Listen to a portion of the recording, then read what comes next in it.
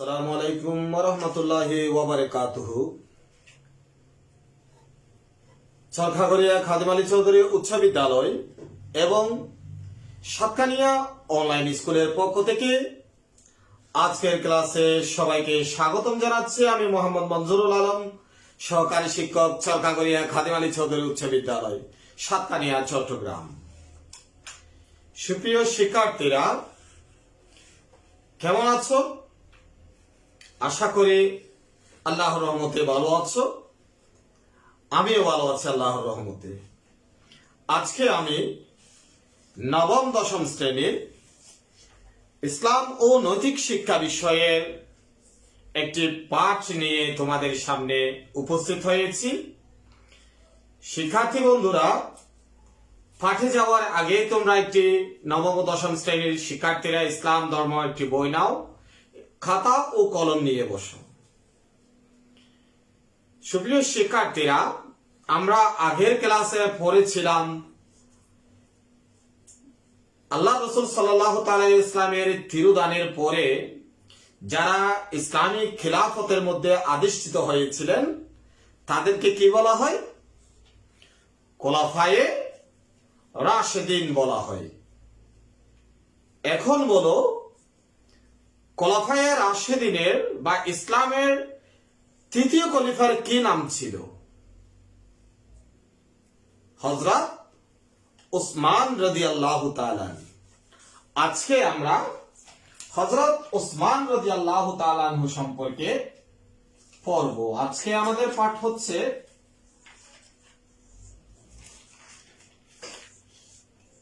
হযরত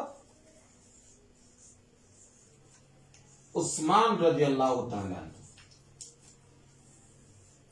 প্রিয় শিক্ষার্থীরা, আমি প্রথমে বলেছি হযরত উসমান রাদিয়াল্লাহু তাআলা ছিলেন ইসলামের তৃতীয় খলিফা। উসমান রাদিয়াল্লাহু তাআলা জন্মগ্রহণ করেছেন 576 খ্রিস্টাব্দে।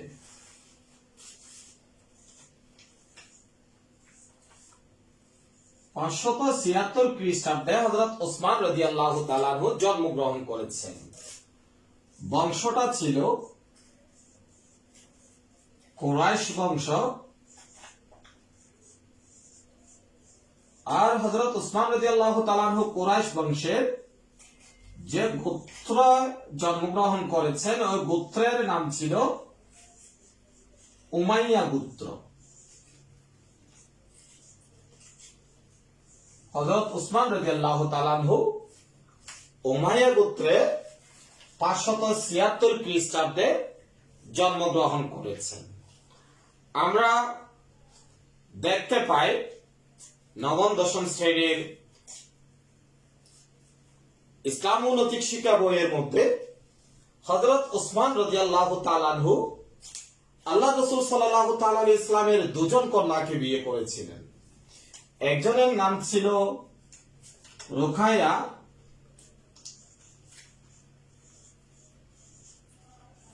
আর আরেকজনের নাম ছিল উম্মে কুলসুম।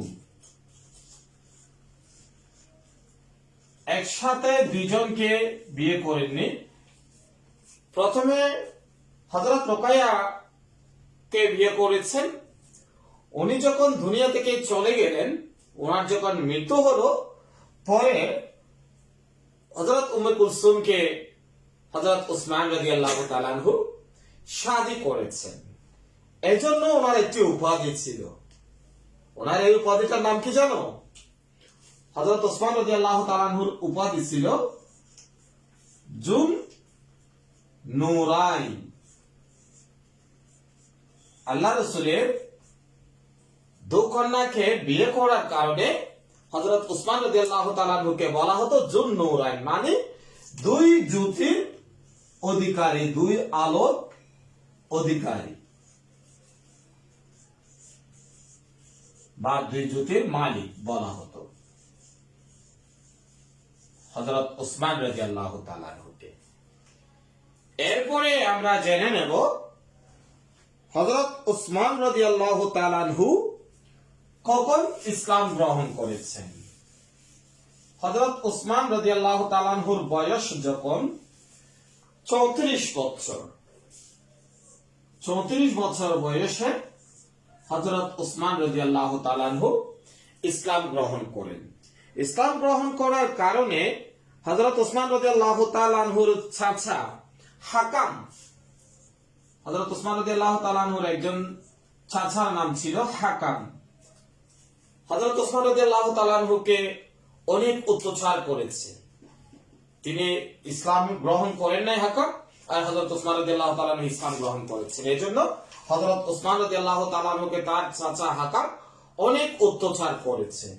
এরপরেও হযরত উসমান রাদিয়াল্লাহু তাআলা আনহু ইসলাম থেকে পিছপা হননি। তিনি নির্যাতন সহ্য করেছেন। আত্মীয়দের নির্যাতন অসহ্য পর্যায়ে পৌঁছলে মহানবী সাল্লাল্লাহু তাআলা আলাইহি ওয়াসাল্লামের কন্যা স্বীয় সহধর্মিণী রুকাইয়াকে নিয়ে আবিসিনিয়ায় হিজরত করেন। মুসলমানদের সর্বপ্রথম হিজরত ছিল আবিসিনিয়া। আবিসিনিয়ায় তিনি হিজরত করেছেন নিজের সহধর্মিণীকে নিয়ে। এটা ছিল মুসলমানদের প্রথম হিজরত। এটা সম্ভবত নবুয়তের পঞ্চম বা ষষ্ঠ বছরের মধ্যে হয়েছিল প্রথম হিজরতটা। হাবশা বা আবিসিনিয়ায় হিজরত বলা হয় এটাকে। হযরত উসমান রাদিয়াল্লাহু তাআলা আনহুর এরপরে যেটা আমরা জানবো, হযরত উসমান রাদিয়াল্লাহু তাআলা আনহুর ইসলামের খেদমত সম্পর্কে। ইসলামে কি কি খেদমত করেছেন হযরত উসমান রাদিয়াল্লাহু তাআলা আনহু, এটা সম্পর্কে জানবো। হযরত উসমান রাদিয়াল্লাহু তাআলা আনহু অনেক ধন সম্পদের মালিক ছিলেন। সেজন্য ওনার আরেকটি নাম ছিল, ওনাকে বলা হয় ওসমান গনি। গনি মানে হচ্ছে ধনী। এটা আরবি শব্দ, গনি শব্দটা। গনির শব্দের শাব্দিক অর্থ হচ্ছে ধনী। হযরত উসমান রাদিয়াল্লাহু তাআলা আনহুকে বলা হতো ওসমান গনি, যেহেতু তিনি অনেক ধন সম্পদের মালিক ছিলেন। তিনি ব্যবসা করে এসব সম্পদের মালিক হয়েছিলেন, সেজন্য ওনাকে বলা হতো ওসমান গনি। তিনি তার ধন সম্পদগুলো কিভাবে ইসলামের জন্য ব্যয় করেছেন এটাই আমরা জেনে নেব। যখন মদিনা শরীফের মধ্যে হিজরত করেছিলেন, তখন মদিনাবাসীদের পানির অভাব দূর করার জন্য তিনি একটি কূপ ক্রয় করেছিলেন। হযরত উসমান রাদিয়াল্লাহু তাআলা আনহু। এই কূপটার মূল্য ছিল 18,000 দিনার স্বর্ণ মুদ্রার সমান। 18,000 দিনার স্বর্ণ মুদ্রা। 18,000 দিনার স্বর্ণ মুদ্রা দিয়ে এই কূপটা তিনি ক্রয় করেছিলেন হযরত উসমান রাদিয়াল্লাহু তাআলা আনহু। এটা ছিল প্রথম ইসলামের খেদমত। এরপরে হযরত উসমান রাদিয়াল্লাহু তাআলা আনহু দেখতে পেলেন মদিনার মধ্যে দুর্ভিক্ষ শুরু হয়ে গিয়েছিল। দুর্ভিক্ষের কারণে মানুষ অনাহারে মারা যাচ্ছে, এমনকি মানুষের চলতে ফিরতে খেতে কষ্ট হয়ে যাচ্ছে। হযরত উসমান রাদিয়াল্লাহু তাআলা আনহু দুর্ভিক্ষ থেকে মানুষকে রক্ষা করার জন্য তিনি ত্রাণ বিতরণ করেছিলেন। হযরত উসমান রাদিয়াল্লাহু তাআলা আনহু দুর্ভিক্ষের সময় ত্রাণ বিতরণ করেন। এখনো আমরা দেখতে পাই আমাদের দেশে যখন কোনো দুর্ভিক্ষ শুরু হয় তখন মানুষ ত্রাণ বিতরণ করে, যারা সম্পদশালী ওরা ত্রাণ বিতরণ করে। যেমন আমরা চলন্ত অবস্থায় দেখলাম কোভিড-19 এর সময়ে, কোভিড-19 এর মধ্যে মানুষ, সরকার, বেসরকারি সংস্থা বিভিন্নভাবে অথবা নিজেরা নিজেদের উদ্যোগে অথবা পাড়ার কোন কমিটি বা সংগঠন থাকলে সংগঠনগুলো মানুষের কাছে, অসহায় মানুষের কাছে ত্রাণ বিতরণ করেছেন। এভাবে হযরত উসমান রাদিয়াল্লাহু তাআলা আনহু দুর্ভিক্ষের সময়ে মদিনাবাসীদের কাছে ত্রাণ পৌঁছিয়ে দিয়েছিলেন। এরপরে হযরত উসমান রাদিয়াল্লাহু তাআলা আনহুর আরো একটি খেদমত ছিল ইসলামের জন্য, সেটা ছিল মসজিদে নববীর ব্যাপারে। মসজিদে নববীতে হযরত উসমান রাদিয়াল্লাহু তাআলা আনহু দেখতে পেলেন মুসল্লিদের সংকুলন হচ্ছে না, মসজিদ অনুযায়ী মুসল্লি অনেক বেশি হচ্ছে। তখন হযরত উসমান রাদিয়াল্লাহু তাআলা আনহু করলেন কি, নিজ খরচে মসজিদে নববীর সম্প্রসারণের কাজ করেছেন। এরপরে আমরা বলতে পারি তাবুক যুদ্ধের কথা। তাবুক যুদ্ধের সময়ও হযরত উসমান রাদিয়াল্লাহু তাআলা আনহু অনেক ধন সম্পদ দান করেছিলেন। তাবুক যুদ্ধের সময় কত হাজার সৈন্য ছিল জানো? 30,000 সৈন্য ছিল তাবুক যুদ্ধের মধ্যে। আর হযরত উসমান রাদিয়াল্লাহু তাআলা আনহু 3 ভাগের এক ভাগ মানে 10,000 সৈন্যের ব্যয়ভার গ্রহণ করেছিলেন হযরত উসমান রাদিয়াল্লাহু তাআলা আনহু। এবং শুধু 10,000 সৈন্যের ব্যয়ভার গ্রহণ করেছেন তাই নয়, হযরত উসমান রাদিয়াল্লাহু তাআলা আনহু 1000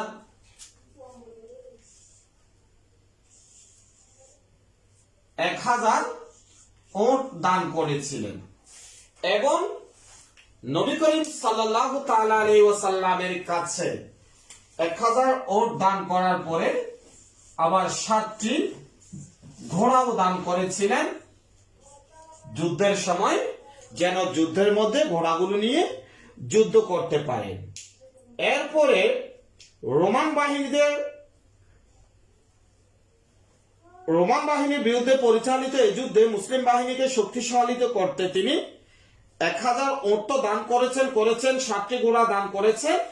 তারপরে 1000 দিনার আল্লাহ রাসূল সাল্লাল্লাহু তাআলা আলাইহি ওয়াসাল্লামের হাতে দিয়েছিলেন হযরত উসমান রাদিয়াল্লাহু তাআলা আনহু। এভাবে অক্ষতরে নিজের ধন সম্পত্তি হযরত উসমান রাদিয়াল্লাহু তাআলা আনহু ইসলামের খেদমতের মধ্যে বিতরণ করেছেন।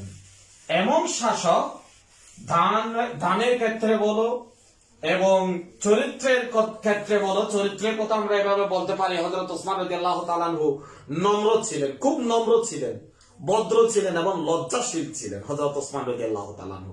এমন শাসক পৃথিবীর বুকের মধ্যে খুবই কম পাওয়া যাবে।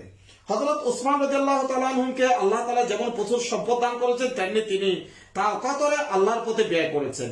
এক্ষেত্রে তিনি সর্বকালের সম্পদশালী লোকদের জন্য অনুসরণীয় আদর্শ হয়ে থাকবে। এরপর হযরত উসমান রাদিয়াল্লাহু তাআলা আনহুকে যে জন্য মানুষরা সবচেয়ে বেশি চিনে, তাহাকে পবিত্র কোরআনুল কারীমের সংকলক বলা হয় তাকে, যে জন্য হযরত উসমান রাদিয়াল্লাহু তাআলা আনহু পবিত্র কোরআনুল কারীম সংকলন করেছিলেন। কোরআন সংকলন, পবিত্র কোরআনুল কারীম সংকলনের ক্ষেত্রে হযরত উসমান রাদিয়াল্লাহু তাআলা আনহুর অবদান ভোলার মতো নয়। আমরা যে পবিত্র কোরআনুল কারীম পাঠ করি, এখন আমাদের সামনে একটি কোরআনুল কারীম আছে। এই পবিত্র কোরআনুল কারীমটা আমরা যেটা পেয়েছি এটা হচ্ছে মাসহাফে উসমানী। প্রথমে পবিত্র কোরআনুল কারীমের সংকলনের কাজ হয়েছিল হযরত ওমর রাদিয়াল্লাহু তাআলা আনহুর সময়ের মধ্যে। ওই সময়ের মধ্যে একটি কোরআনুল কারীমের পাণ্ডুলিপি হযরত হাফসা রাদিয়াল্লাহু তাআলা আনহার কাছে রেখে গিয়েছিলেন। হযরত হাফসা রাদিয়াল্লাহু তাআলা আনহার কাছে যে কোরআনুল কারীমের পাণ্ডুলিপি ছিল, ওইটা দ্বিতীয়বারের মতো সংকলন করা হয়েছিল হযরত উসমান রাদিয়াল্লাহু তাআলা আনহুর সময়ে। হযরত উসমান রাদিয়াল্লাহু তাআলা আনহু দেখতে পেলেন যখন ওনার সময়ের মধ্যে ইসলাম বিস্তৃত হয়েছিল, সারা বিশ্বের আনাচে কানাচে, পৃথিবীর আনাচে কানাচে ইসলাম ধর্ম পৌঁছে গিয়েছিল। এক কথায় আগের চেয়ে ইসলাম ধর্ম একটু বেশি পৌঁছে গিয়েছিল। তখন হযরত উসমান রাদিয়াল্লাহু তাআলা আনহু বিভিন্ন জায়গায় যখন যাচ্ছেন, তখন দেখতে পেলেন কোরআনুল কারীম বিভিন্ন উপভাষায় পাঠ করা হচ্ছে। যেমন আমরা বলি আমাদের বাংলা ভাষা, আমাদের চট্টগ্রামের ভাষাটা একরকম, তারপরে যখন তুমি কুমিল্লায় যাবে কুমিল্লার ভাষাটা একরকম, আর যখন তুমি নোয়াখালীতে যাবে নোয়াখালীর ভাষাটা একরকম, সিলেটে গেলে সিলেটের উপভাষাটা দেখা যায় একরকম, ঢাকায় গেলে ঢাকার উপভাষাটা দেখা যায় একরকম। এভাবে ওই সময়ের মধ্যে আরবের বিভিন্ন গোত্র বিভিন্ন উপভাষায় পবিত্র কোরআনুল কারীম পাঠ করা আরম্ভ করে দিয়েছিল। তখন হযরত উসমান রাদিয়াল্লাহু তাআলা আনহু চিন্তা করলেন, এভাবে যদি উপভাষায় পবিত্র কোরআনুল কারীম পাঠ করা আরম্ভ করে, তাহলে ইসলামের মধ্যে একটা নতুন বিবাদ সৃষ্টি হয়ে যাবে। সেজন্য তিনি হযরত যায়েদ ইবনে সাবিত রাদিয়াল্লাহু তাআলা হযরত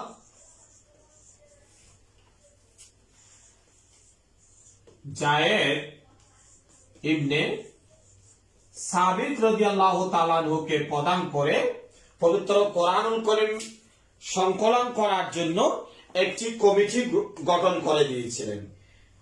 ওই কমিটির মধ্যে আরো ছিলেন হযরত আব্দুল্লাহ ইবনে জুবায়ের, হযরত সাঈদ ইবনে আল আস ও হযরত আব্দুর রহমান ইবনে হারিস ইবনে হিশাম। ওরা সবাই দায়িত্ব পাওয়ার পরে হিজরি 30 সনে 651 খ্রিস্টাব্দে হযরত হাফসা রাদিয়াল্লাহু তাআলা আনহা থেকে সংগৃহীত কপির আলোকে আরো 7টি কপি তৈরি করেছিলেন।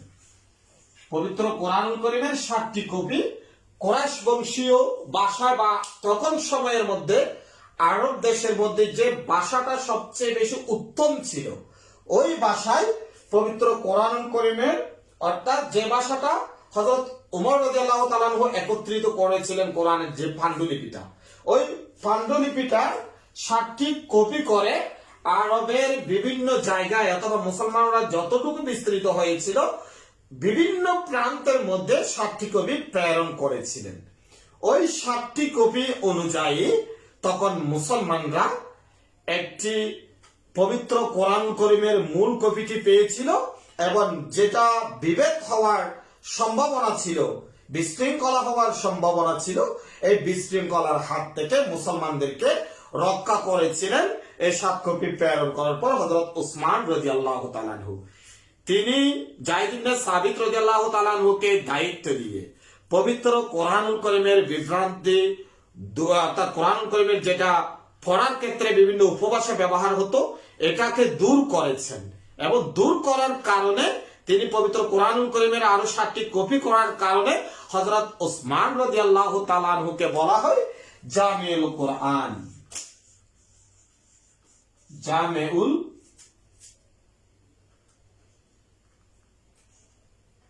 জামিউল কোরআন বা কোরআন সংকলক বলা হয় হযরত উসমান রাদিয়াল্লাহু তাআলা আনহুকে।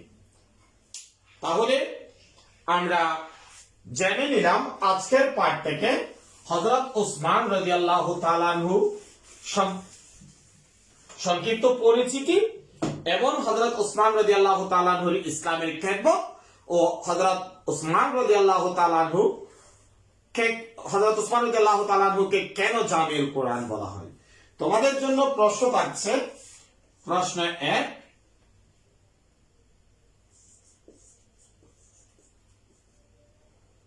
জুন নুরাইন বলা হয় কাকে এবং কেন। 2 নম্বর প্রশ্ন থাকছে হযরত উসমান রাদিয়াল্লাহু তাআলা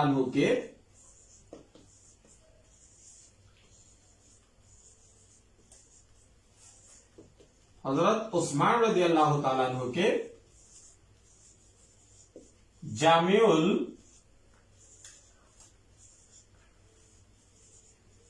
কোরআন বলার কারণ ব্যাখ্যা করো। 3 নম্বর প্রশ্ন থাকছে ইসলামের খেদমত সম্পর্কে হযরত উসমান রাদিয়াল্লাহু তাআলা আনহু মূল্যায়ন অথবা হযরত উসমান রাদিয়াল্লাহু তাআলা আনহু ইসলামের হযরত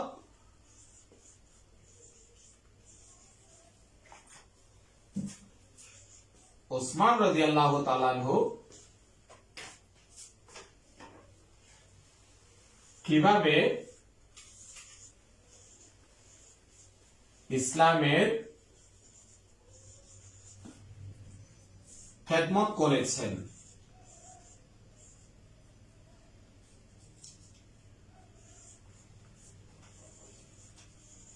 ক করেছেন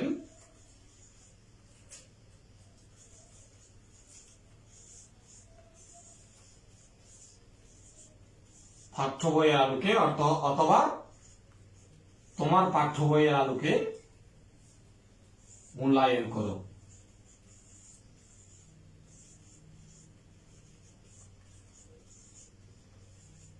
তোমার পাঠ্য বইয়ের আলোকে মূল্যায়ন করো। জুন্নুরাইন বলা হয় কাকে অথবা কোন সাহাবীকে জুন্নুরাইন বলা হয় এবং কেন বলা হয়? হযরত উসমান রাদিয়াল্লাহু তাআলা আনহুকে জামিল কোরআন বলার কারণ ব্যাখ্যা করো। হযরত উসমান রাদিয়াল্লাহু তাআলা আনহু কিভাবে ইসলামের খেদমত করেছেন তোমার পাঠ্য বইয়ের আলোকে মূল্যায়ন করো। সুপ্রিয় শিক্ষার্থীরা, এই প্রশ্নগুলি লিখে নেবা, লিখে নিয়ে নিজে নিজে প্র্যাকটিস করবা এবং কাজগুলো করবা। সবাইকে সাতকানিয়া অনলাইন স্কুল এবং চন্দ্রাগড়ের কাদিম আলী চৌধুরী উচ্চ বিদ্যালয়ের পক্ষ থেকে ধন্যবাদ জানিয়ে শেষ করছি আজকের ক্লাস। আমি মোহাম্মদ মনজুরুল আলম। আসসালামু আলাইকুম ওয়া রাহমাতুল্লাহি ওয়া বারাকাতুহু।